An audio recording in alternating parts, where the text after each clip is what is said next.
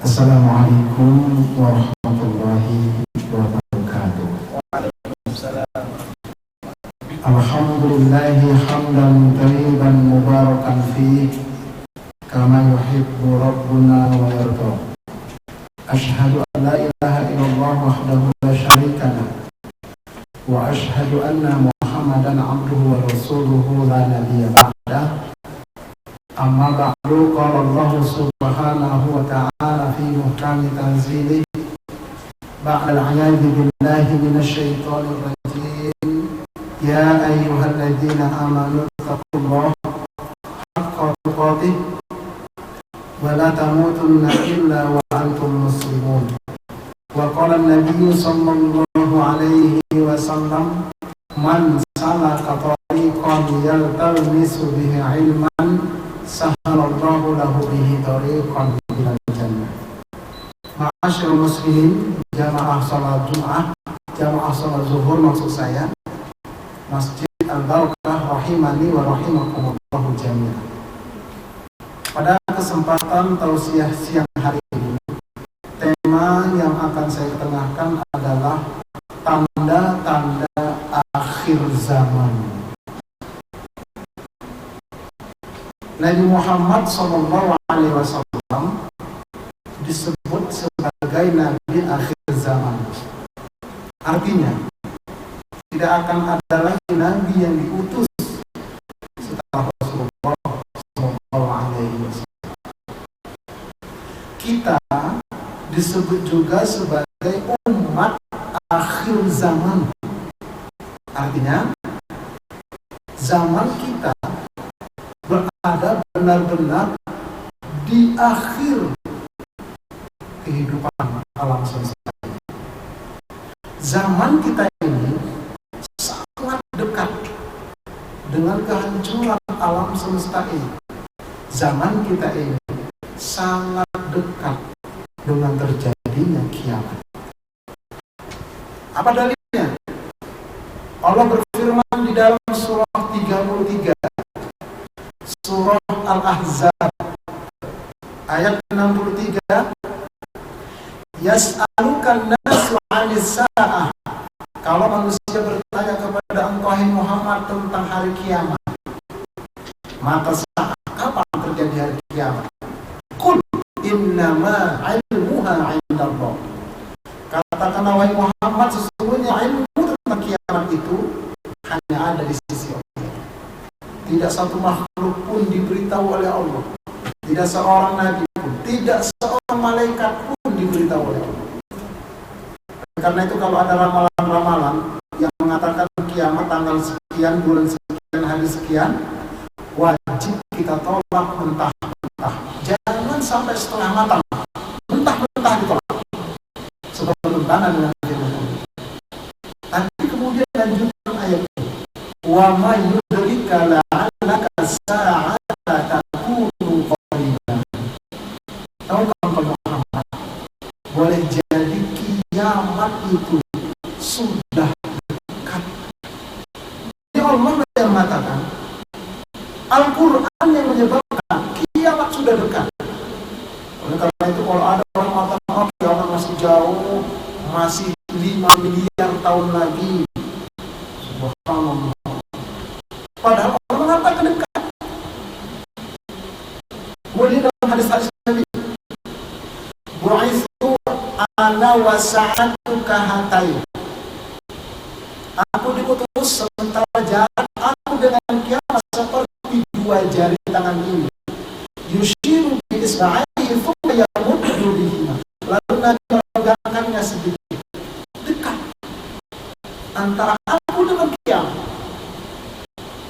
Dalam hadis lain, kata Nabi, malaikat Israfil yang akan meniupkan sangkakala itu, ya, jadi ujung sangkakala itu sudah berada di bibirnya malaikat Israfil. Tinggal ditiup, sementara matanya dua tajam memandang ke aras seperti bintang, menunggu isyarat dari Allah. Sudah di bibirnya. Saya pikir kalau ada malaikat lain yang iseng, dikritikin dia. Wah, bahaya. Itu asumsi saya saja. Artinya apa? Sudah dekat. Ada yang bertanya, Ustaz, sudah 14 abad itu ayat turun kok belum terjadi? Tentunya dekat di sini dalam perspektif ilmu Allah. Satu hari di sisi Allah 1000 tahun di muka bumi ini. Dalilnya surah As-Sajdah surah 32 ayat 5. Ya, 1000 tahun di sisi Allah, satu hari di sisi Allah, 1000 tahun di muka bumi. Kalaulah sejak Nabi itu sampai kiamat 2000 tahun, berarti cuma 2 hari. Sekarang sudah 1435, berarti sudah 1,5 hari. Saya kira-kira demikian. Jadi dekat. Masyaallah muslimin yang dimuliakan oleh Allah Subhanahu wa taala. Memang kita tidak diberitahu kapan kiamat, akan tetapi Rasulullah SAW memberitahukan kepada kita tentang tanda-tanda kiamat. Ini yang wajib kita yakini. Ini merupakan rukun iman yang kelima dari 6 rukun iman dalam versi Ahlus Sunnah wal Jamaah. Iman kepada hari akhirat, iman kepada kiamat. Sangat banyak hadis-hadis Nabi yang menerangkan tentang tanda-tanda kiamat. Makanya para alim ulama membagi tanda kiamat itu menjadi 2. Pertama, tanda kiamat kecil. Yang kedua, tanda kiamat besar. Tanda kiamat besar ada 10. 10 tanda kiamat besar ini kata Nabi seperti mutiara yang direnteng di dalam sebuah benang. Apabila putus benangnya, maka berkeluarlah mutiara itu. Apabila salah satu sudah muncul tanda kiamat besar, maka yang lain pun menyusul dengan cepat, kata Nabi. Nah, sebelum kita membicarakan 10 tanda kiamat besar ini, kita lihat dulu tanda kiamat kecil. Ada yang sudah terjadi, ada yang sedang terjadi, dan ada yang akan terjadi. Yang sudah terjadi diawali dengan diutusnya Rasulullah Sallallahu Alaihi Wasallam. Itu tanda kiamat kecil yang sudah terjadi. Kemudian terbelahnya bulan di tangan Rasul sebagai mukjizatnya Nabi. Kemudian terjadinya fitnah, di antaranya terbunuhnya Umar bin Khattab, terbunuhnya Utsman bin Affan, terbunuhnya Ali bin Abi Thalib radhiyallahu anhu ajma'in. Kemudian terjadinya perang Siffin, terjadinya perang Jamal, dan seterusnya. Itu tanda kiamat kecil yang sudah terjadi. Nah, kemudian tanda kiamat kecil yang sedang terjadi disebutkan dalam sebuah hadis yang diriwayatkan oleh Imam Muslim. Datanglah seorang Arab Badui. Dia seorang Arab, pakai jubah serba putih. Kemudian pakai rambutnya hitam. Tidak ada debu di rambutnya, tidak ada debu di bajunya. Dia bukan seorang musafir. Tetapi sahabat yang hadir ketika itu tidak mengenal siapa. Tiba-tiba datang di hadapan Nabi, lalu dia duduklah di depan Nabi, disandarkan kedua lututnya kepada kedua lutut Nabi, diletakkan kedua tangannya di atas kedua paha Nabi, lalu dia berkata, "Fa'akhbirni 'anis sa'ah." Beritakan kepada wahai Muhammad tentang kiamat. Mata saat, kapan terjadi kiamat? Lalu Nabi menjawab, "Mal mas'ulu 'anha bi'a'la minas sa'il." Tidaklah orang yang ditanya tentangnya lebih tahu daripada orang yang bertanya. Nabi sudah tahu siapa orang itu. Di antara kita tidak ada yang tahu. Baik, kata orang ini, "Fa'akhbirni 'an amartiha." Kalau begitu, beritakan kepadaku tentang tanda-tandanya. Ini wajib bagi kita mengetahui tanda kiamat dan meyakini. Dalam hadis ini sebenarnya 2 disebutkan. Pertama, antalidal amatu rabbataha. Apabila engkau sudah mendapati suatu zaman, seorang budak melahirkan majikannya, seorang budak melahirkan tuannya. Kalau kamu sudah menemukan zaman seperti itu, kiamat sudah dekat, dan sekarang sedang terjadi. Para ahli tafsir ada yang mengatakan, apabila ada seorang ibu melahirkan anak, kemudian anaknya beranjak dari remaja ke dewasa, lalu ibunya takut sama anaknya. Begitu anaknya marah-marah, sudah kasih aja apa yang dia inginkan. Daripada ngamuk, dia hancur main. Kasih aja. Takut orang tua sama anak. Ini artinya orang tua menjadi budak, anak menjadi raja, anak durhaka. Atau kemudian kata ulama, ya, ada seorang anak di Jakarta ini sukses, kaya, banyak hartanya. Datang orang tuanya dari kampung ke Jakarta, tinggal di rumahnya. Lalu orang tuanya menjadi pembantu di rumahmu. Apabila engkau sudah mendapati zaman seperti itu, kiamat sudah dekat. Nah, oleh karena itu, setiap kita sebagai anak, jangan sekali-kali kita jadikan orang tua kita membantu di rumah kita. Bayar orang untuk mengerjakan rumah kita, mengurus anak kita. Jangan orang tua kita. Orang tua kita, kita suruh ibadah, kita suruh ngaji. Bila perlu berangkat ke umroh. Kalau bingung cari travelnya, hubungin saya. Ini mahasiswa muslim. Janganlah sudah kita kecil dulu diurus sama dia. Sekarang kita suruh mengurus anak-anak kita. Ini kata Nabi, kalau kamu mendapati zaman seperti itu, kiamat sudah dekat. Banyak sekarang. Tobat kita kepada Allah. Lalu yang kedua dalam hadis ini, wa antal hufatal uratal a'la li'a asyadi yatatawaluna fil bunyan.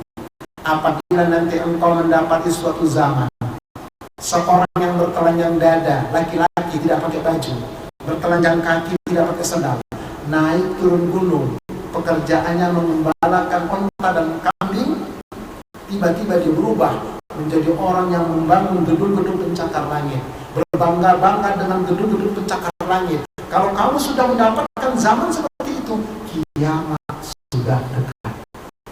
Subhanallah. Kalau kita saksikan zaman kita sekarang ini, Nabi bersabda 14 abad yang lalu di padang pasir belum ada gedung bertingkat, belum ada. Tapi sekarang luar biasa. Di mana gedung yang paling tinggi di muka bumi ini? Di Dubai, di Abu Dhabi. Tingginya berapa? 850 meter. Nah, kemudian sekarang sedang dibangun gedung yang lebih tinggi dari itu. Di mana? Di Jeddah. Tingginya berapa? 1.200 meter. Subhanallah. Ini yang membangun adalah keluarga kerajaan Arab Saudi. Dulu yang menjadi raja pertama Arab Saudi itu adalah Abu Saud. Orang miskin, pekerjaannya mengembalakan kambing dan unta, naik turun gunung, lalu dia menjadi raja. Keturunannya sekarang inilah yang membangun gedung-gedung pencakar langit. Kalau kita saksikan di sekitar Ka'bah, gunung-gunung dibabat, dipotong pendek semua, hotel-hotel pendek dihabiskan, dibikin gedung pencakar langit. Subhanallah. Belum di tempat-tempat lain. Kalau kamu sudah mendapati zaman seperti itu, kiamat sudah dekat. Subhanallah. Ini hadis. Hadis. Nah, kemudian dalam hadis-hadis yang lain juga Rasulullah bersabda, la taqum sa'ah hatta tazharul fitan wal kadzib. Tidaklah terjadi hari kiamat sampai tersebarnya fitnah dan pembohong-pembohong, terutama terhadap umat Islam. Betapa dahsyatnya fitnah terhadap umat Islam di muka bumi. Di satu sisi, di sisi lain betapa banyaknya pembohong-pembohong. Yang kadang-kadang juga itu pembohong dilakukan oleh sebagian umat Islam yang tidak bertanggung jawab. Kemudian kata Nabi, wa tataqrabal aswaq, dan saling berdekatannya pasar-pasar. Kalau kita saksikan, nggak ada aturan. Di mana ada Zayan, di situ ada Kerpo. Di mana ada Alfamart, di situ ada Indomaret. Di depannya Alpamidi, di tengah-tengahnya Alfat sedang parkir. Subhanallah, nggak ada aturan. Ini tanda hari kiamat. Kemudian kata Nabi dalam hadis yang lain, la taqumus sa'ah hatta yataqarrabaz zaman. Tidak terjadi hari kiamat sampai nanti manusia merasakan waktu itu cepat berlalu. Taqumus sanatu kasyahri, satu tahun dirasakan manusia seperti satu bulan. Wa yakunu syahru kal jum'ati, satu bulan dirasakan manusia seperti satu pekan. Wa takunu jum'atu kal yaumi, satu pekan dirasakan manusia seperti satu hari. Dan satu hari dirasakan manusia seperti seorang bakar daun kering habis terbakar. Begitulah satu hari, cepat, tanpa terasa. Sebentar lagi sudah Ramadan, setahun, sebulan, apalagi sebulan sekarang cepat sekali. Nggak percaya? Coba kita lihat contohnya di masyarakat. Sebulan itu cepat, khususnya bagi orang yang bayar kontrakan atau bayar cicilan. Cepat rasanya. Nggak tahu ya gajian, cepat juga habisnya. Tanggal 17 udah ngutang lagi. Nah, ini cepat sekali rasanya. kiamat sudah dekat. Nah kemudian kata Nabi dalam hadis yang lain, sayati ala nasi sanawatun khoda'an, menjelang hari kiamat nanti akan menimpa manusia tahun-tahun yang penuh dengan kedustaan. Yusaddiqu fiha al-kha'in wa yukhawinu fiha as-shadiq. Pada waktu itu orang-orang pengkhianat justru dia dikatakan sebagai orang jujur, sementara orang jujur dikhianati. Wa yutamanul kha'in wa yukhawinul amin. Orang-orang pengkhianat diberi amanah, dikasih jabatan, sementara orang-orang yang amanah dikhianati. Ini yang terjadi sekarang ini. Kemudian wayantiqu ar-Ruwaybidah. Ketika itu Ar-Ruwaybidah turut berbicara. Para sahabat orang Arab bertanya, "Wa Ar-Ruwaybidah ya Rasulullah?" Apa itu Ar-Ruwaybidah ya Rasulullah? Kata Nabi, "Ar-rajul tafi fi amril ummah, fi amril amr."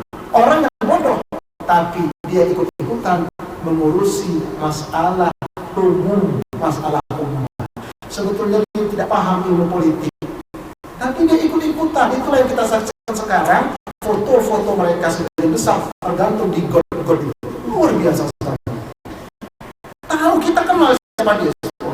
Ini kalau saya sekarang jadi ini subhanallah. Ini yang terjadi ma'asyur. Tanda kiamat kata Nabi. Ini tanda kecil semua. Kemudian tanda kiamat kecil yang paling akhir kata Nabi, munculnya Imam Al-Mahdi dalam versi Sunninya. Imam Al-Mahdi muncul. Nah, tapi sebelum Imam Al-Mahdi muncul, kata Nabi, ya, ada kejadian-kejadian besar. Nah, di antaranya kata Nabi, apabila Syam sudah bergejolak. Syam itu ada 4 negara. Palestina, Suriah. Suriah Syam. Suriah yang dipimpin oleh Bashar Assad. Bashar Assad ini adalah Syiah, Rafidhah. Sekarang ini masih bergejolak terus, membantai kaum Sunni. Cuma beritanya jam 1:30 malam. Sengaja saya tonton, mana berita Timur Tengah? 1:30 malam. Subhanallah. Sekarang sedang bergejolak, dibantai kaum Muslimin yang Sunni. Jadi penguasa itu orang Syiah, yang bantai orang Sunni. Orang Syiah ini Bashar Assad dibantu Amerika, dibantu Rusia, dibantu Iran, dibantu Cina. Sementara Oki membantu orang-orang Sunni dengan baik. Kemudian siapa lagi yang dikatakan Syam? Yordan dan Libanon. Ini apabila sudah bergejolak ini, tandanya Imam Mahdi itu akan muncul. Nah kemudian apabila sungai Efrat mengering, ini yang mengalir ke tengah sana, di Mesir dan Suriah panjang, akan tersingkaplah gunung emas dari bawah sungai tersebut. Dan menurut data yang kita baca di internet, sekarang ini sudah 50% lebih kering air. Dan bahkan menurut penelitian, tahun 2023 total kering. Maka kata Nabi, ketika itu muncullah gunung emas. Jangan ikut-ikutan kaum muslimin memperebutkan itu, karena berperang di sana manusia. Setiap 100 orang yang ikut berperang, 99-nya mati, 1 yang selamat. 200 orang berperang, 2 yang selamat, yang lainnya mati. 500 berperang, 5 yang selamat, kekuatan 100. Setiap orang yang datang mengatakan dalam hatinya, mungkin sayalah yang selamat itu. Subhanallah. Nah kemudian kata Nabi, menjelang muncul Imam Mahdi, ada 3 kejadian besar. Fi hadhil ummah khasfun wa maskhun wa qazfun. Menjelang hari kiamat, yang menjelang muncul Imam Mahdi, umatku akan ditimpa dengan 3 perkara. Penenggelaman bumi, perubahan bentuk wajah, dan meteor jatuh dari langit. Penenggelaman bumi, longsor, ambles. Ya mungkin salah satu yang kecil-kecil di tol kemarin ya, atau di tempat-tempat lain. Tapi yang besar mungkin nanti itu di Sidoarjo. Ya Lapindo. Kemudian perubahan bentuk wajah. Perubahan bentuk wajah ini disebabkan oleh yang ketiga, jatuhnya meteor dari langit. Kalau kita mengikuti berita, meteor tahun 2013 sudah jatuh di Rusia, di Siberia, pada tanggal 12 Februari 2013 di Danau Es.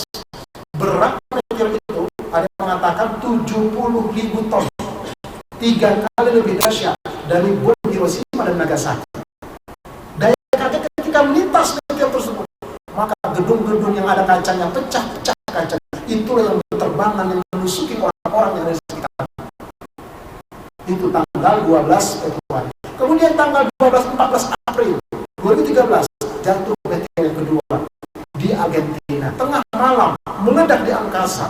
8 kota besar ketika itu menyaksikan betapa dahsyatnya terangnya malam hari. Nah, setelah 2 meteor ini terjadi, maka NASA Amerika, silakan nanti diakses di internet, ya, di Sheikh Google, silakan lihat, ada tulisan Google, ya. Setelah ini 2 meteor jatuh, NASA Amerika, Badan Antariksa Amerika mengatakan bahwa bumi kita ini sedang berada di sungai meteor. Banyak meteor yang sedang siap jatuh ke bumi. Bahkan kata NASA Amerika, 4 tahun ke depan, 2013 sampai 2016, setidaknya ada 1.200 meteor siap jatuh ke bumi. Yang paling dekat 2014 ini, setelah yang 2013 kemarin, 2014 yang paling dekat di bulan Mei. Perhatikan ini, bulan Mei. Kita pemilu bulan berapa? April, habis pemilu. Bulan Mei. Kodenya 2003 Kiki 47. Sudah ditemukan pada bulan Agustus 2008. Pakai teropongnya mereka. Dia sudah dekat ke bumi, akan jatuh di bulan Mei. Besar meteor tersebut, diameternya adalah 1,2 km. Kata pakar antariksa, apabila jatuh di kutub utara atau selatan, maka mencairlah kutub tersebut. Ya, permukaan laut naik 7 meter untuk selamanya. Kalau jatuh di lautan akan mengakibatkan gelombang tsunami 230 meter. Semua kota yang ada di pinggir pantai habis, termasuk Jakarta, Kuningan, dan sekitarnya. Habis. Kemarin kan ada informasi di Serang sana itu, air laut surut 1 km.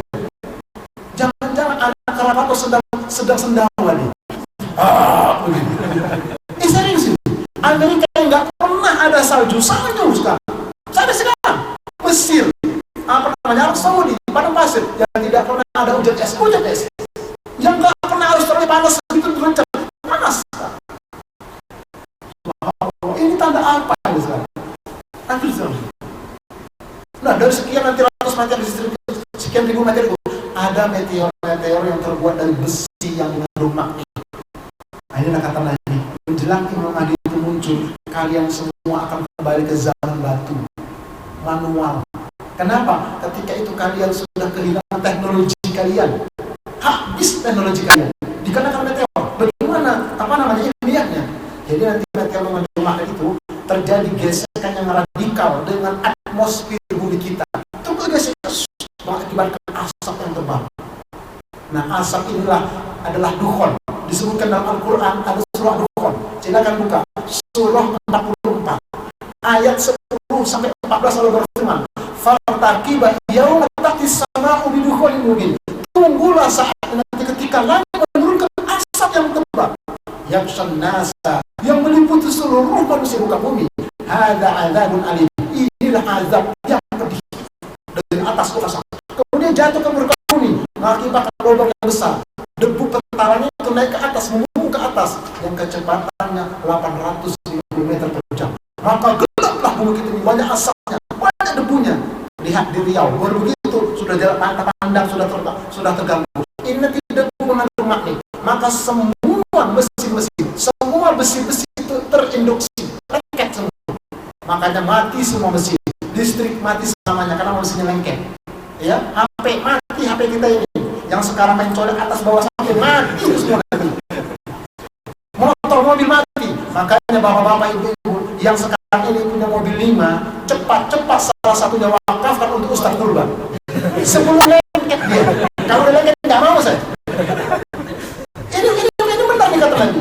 Itu makanya Amerika, Rusia, Eropa sekarang ini mereka sudah bikin bunker di bawah tanah untuk berlindung dari meteor ini. Tapi mereka nggak tahu bunker di bawah tanah kan pakai listrik nanti mesinnya mati, AC-nya mati, gosong juga mereka. Karena kata Nabi, orang-orang kafir ketika itu menghirup debunya itu debu dihirup seminggu, 2 minggu, sebulan, 2 bulan, berubah bentuk wajahnya keok. Lama-lama jatuh, gosong kayak karbon, nggak bau. Orang Islam yang imannya tipis, yang amal solehnya tipis, nasibnya sama seperti orang kafir. Adapun orang Islam yang beriman seperti kita ini, insya Allah, kata Nabi seperti terkena flu. Lalu apa makan mereka ya Rasulullah? Ketika itu sudah mati semua hewan tumbuhan, makan mereka zikir kepada Allah dengan zikir 3 dimensi. Subhanallah, subhanallah. Mulut mengucapkan subhanallah, akal menerjemahkannya, kalbu menjiwainya. Bukan begini zikirnya. Subhanallah, subhanallah. Begitu. Terlalu cepat kadang-kadang gitu. Anggap itu zikirnya. Lihat Nabi Yunus ketika berada di perutnya ikan nun, berhari-hari, berminggu-minggu, tetap hidup. Kenapa? Zikir dia. La ilaha illa anta subhanaka inni kuntu minaz zalimin. Itu zikirnya Nabi Yunus dalam perut ikan nun. Itu nanti di akhir zaman itu kata Nabi. Ya kehabisan. Makanya Steve Jobs. Kenal nggak Steve Jobs? Kalau paru bukan. Steve Jobs itu adalah salah seorang petinggi iPad. Ya, dia udah mati, belum meninggal. Dia mengatakan, sayalah dan teman-teman yang menemukan teknologi digital ini yang paling akhir. Setelah saya nanti kalian semua kembali ke zaman batu. Itu kenapa? Berarti perjatuhan. Lalu sahabat bertanya, wa mazaka ya Rasulullah, mata zaka ya Rasulullah, kapan meteor itu jatuh ya Rasulullah? Nabi memberikan 3 syarat. Pertama, idza zaharatil ma'azif wa kasratil qiyam wa syuribatil khumur. Apabila musik-musik sudah dihalalkan oleh umatku, apabila penyanyi-penyanyi wanita sudah bermunculan kayak jamur, apabila khamar sudah diminum secara bebas, saat itulah meteor berjatuhan. Ini sekarang kalau kita lihat musik, subhanallah, semuanya di masjid pakai musik. Ya, tari dangdut, tari koplo, tari sesar dan sebagainya. Belum lagi penyanyi-penyanyi yang muncul wanita, mulai daripada Indonesia Idol, mencari bakat, kemudian dahsyat, ditambah lagi inbox, nggak tahu ngapain dalam box. Nah, kemudian lagi penyanyi wanita itu pakai baju you can see, you engkau can dapat, see melihat, you can see, engkau dapat, ini ketek saya, kan itu artinya. Tambah lagi bajunya set wilda, sekitar wilayah dada. Ditambah lagi pakai rok dia, roknya bupati, buka paha, tinggi. Subhanallah. Nggak ada lagi malu sudah. Nah, kalau itu sudah merajalela, meteor itu berjatuhan. Subhanallah. Nah, itu belum kiamat. Baru muqaddimah menjelang datangnya Imam Mahdi. Dan Imam Mahdi paling dia dekat datang Imam Mahdi ini apabila meninggal salah seorang raja kaum muslimin yang menjaga kekayaan kaum muslimin. Terjadilah perebutan kekuasaan 3 pangeran di bawah. Hadis ini diriwayatkan oleh Imam Ahmad bin Hanbal dalam Musnad. Ya. Jadi apabila raja kaum seorang muslim itu meninggal, nah yang menjaga kekayaan kita ini bukan 2, Makkah dan Madinah. Itu kekayaan kita dijaga oleh seorang raja muslim. Sekarang ini Raja Abdullah. Raja Abdullah ini sekarang sudah berumur 91 tahun. Badannya sudah lama, sudah tua. 3 pangeran di bawahnya sekarang ini berebut kekuasaan. Kalau dia meninggal, terjadi kekacauan di Timur Tengah. Tidak ada yang bisa mendamaikan kecuali Imam Al-Mahdi. Jadi Imam Al-Mahdi itu kata Nabi, dari keturunanku, dari keturunan Fatimah. Jidatnya lebar, sisirnya ke belakang, hidungnya mancung. Saking mancungnya hampir kena bibirnya. Makanya kalau ada orang Indonesia mengaku Imam Mahdi, sementara hidungnya pesek kayak saya, tidak ada Imam Mahdi itu pesek, tidak ada. Serius ini. Karena banyak orang yang mengaku. Dan nanti dia ini teknis keluarnya bahkan disebutkan. Teknis keluarnya dia di bulan Muharram. Karena terjadi kekacauan itu mulai daripada bulan Ramadan. Nggak tahu Ramadan kapan. Kalau ada Ramadan ini, begitu nanti Raja Abdullah meninggal, Ramadan kacau, kemudian Syawal, Zulqa'dah, Zulhijjah kacau luar biasa. Kemudian pada bulan Muharram, ketika sholat fardu, Imam Al-Mahdi jadi imam. Orang nggak tahu itu Al-Mahdi, nggak tahu. Satu orang imam, muntah darah, ganti yang di belakangnya. Imam lagi muntah darah, ganti sampai 7 imam. Ketika imam yang ke-7, selamatlah sholat tersebut. Setelah zikir dia pun cepat-cepat pergi. Kata ulama, tangkap dia, bawa ke sini. Dia Al-Mahdi. Karena tidak ada yang bisa memimpin sampai selesai kecuali Al-Mahdi. Tangkap dia. Maka diletakkan di antara pintu Hajarul Aswad dengan makam Ibrahim. Diletakkan di situ dia, dibaiat, dinobatkan dia menjadi pemimpin kaum muslimin. Nah, setelah Imam Mahdi muncul, baru 10 tanda besar berikutnya. Bagaimana 10 ini? Tetap bersama saya, insya Allah. Bukan sengaja saya gantung supaya saya diundang lagi, bukan. Karena memang waktu masalahnya. Yang 10 ini yang lebih sulit. Ya, insya Allah kapan-kapan kita akan lanjutkan. Baik, sebelum kita tutup, mungkin ada pertanyaan, silakan. Waalaikumsalam.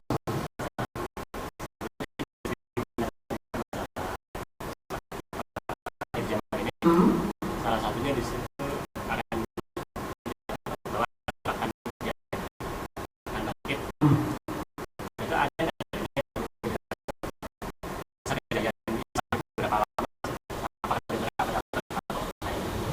iya, betul. Itu nanti ketika Imam Mahdi dibaiat, baru kita semua di sana dia ada. Makanya kata Nabi dalam sebuah hadis dinilai oleh Ahmad, takun nubuwatu fikum, masya Allah antakun, thumma yarfa'uha idza sya'a yarfa'ha. Akan berlangsung di tengah-tengah kalian masa kenabian. Sekehendak pula dia berlangsung. Kemudian Allah angkat, Allah menghendaki. 23 tahun masa Nabi. Setelah itu kata Nabi akan berlangsung masalah khilafah Rasyidah, Al-Khulafah Rasyidin. Ada berapa Khulafah Rasyidin? 5. Ada 5 Khulafah Rasyidin. Abu Bakar, Umar, Utsman, Ali, dan Hasan bin Ali. Cuma 7 bulan dia memerintah. Hasan bin Ali. Kemudian kalau ribut masyarakat, diserahkanlah oleh Hasan kepada Muawiyah. Nah itu berlangsung 30 tahun. Setelah itu akan berlangsung nanti Mulkan Ad-Dol, pemimpin raja-raja yang menggigit. Maksudnya pertama, menggigit sunnah, berusaha menggigit sunnah. Dinasti-dinasti dalam Islam. Dinasti Bani Umayyah, itulah Muawiyah. Kemudian dan dinasti Bani Abbasiyah. Kemudian terakhir Turki Utsmani yang runtuh 1924. Habis itu namanya Mulkan Ad-Dol. Setelah itu akan berlangsung terakhir yang Mulkan Jabriyah, pemimpin yang sombong, pemimpin yang diktator, yang tidak mau lagi menggigit sunnah. Maka di dunia ini sekarang tidak ada lagi pemimpin yang mau menjadikan hukum Allah sebagai undang-undang. Nggak ada. Arab Saudi tidak, cuma hanya sholat doang, yang lain enggak, yang lain tidak. Brunei apalagi tidak ada di dunia sekarang. Itu namanya Mulkan Jabriyatan. Nah setelah itu nanti baru akan ada khilafatan ala minhajin nubuwah, kekhilafahan yang itu secara Nabi, yaitu Al-Mahdi. Itu tanda yang sebelum insya Allah nanti akan ada. Insya Allah ya. Nah, pada waktu akan datang insya Allah. Tapi yang lain masih ada dari ibu? Dari bapak-bapak masih ada lagi? Iya silakan.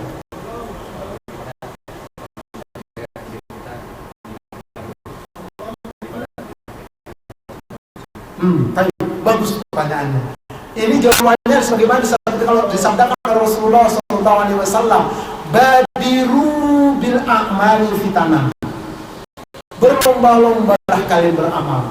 Perbanyaklah oleh kalian amal sebelum datang fitnah yang tidak syak itu. Kaki itu lain muslim, seperti potongan-potongan malam yang sangat gelap gulita. Yumsi rajul mu'minan wa yusbihu kafiran. Seseorang sorenya masih beriman, paginya sudah kafir. Wa yusbihu mu'minan wa yumsi kafiran. Paginya masih beriman, sorenya sudah kafir. Kenapa? Yabi'u dinahu bi'aradi minad dunia. Dia telah menggadaikan agamanya dengan dunia ini. Jadi solusinya kata Nabi pertama adalah berlomba-lomba.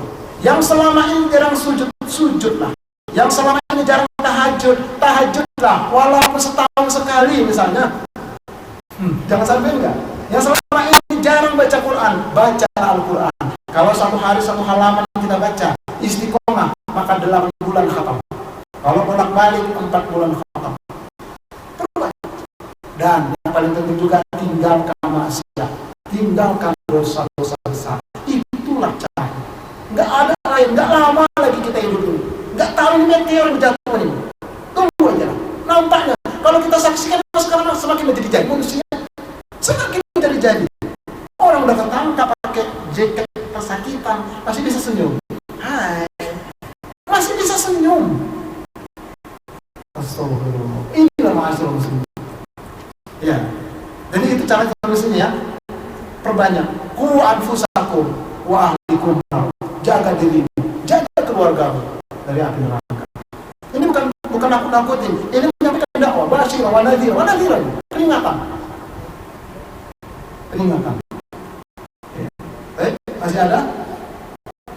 Nah, terakhir silakan.